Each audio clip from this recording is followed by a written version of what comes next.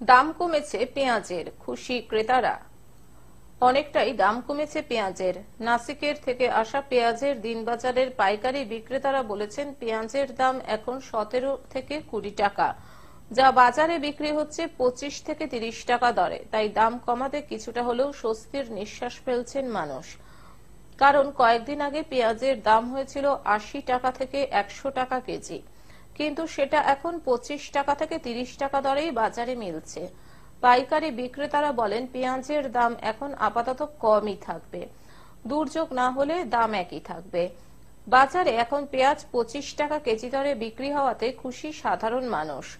দাম কমার জন্য কেউ কেউ 1 থেকে 2 কেজি পেঁয়াজ কিনে নিয়ে যাচ্ছেন বাড়িতে। হ্যাঁ, কতটা আপনারা খুশি? এর আগে তো অনেকটা দামি কিন্তু খুবই খুশি। এরকম কমে গেলে পরে আরেকটু যদি কমে আরো ভালো। এখন কত করে কিনছেন?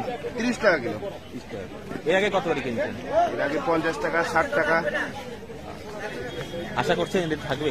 হ্যাঁ, মানে এই দাম থাকবে আশা করছেন? আবার বাড়তে পারে, বলা তো মুশকিল। জলপাইগুড়ি থেকে সায়ন সেনের রিপোর্ট, গ্লোব নিউজ। এখন থেকে গ্লোব টিভি দেখুন আপনার স্মার্টফোনেও।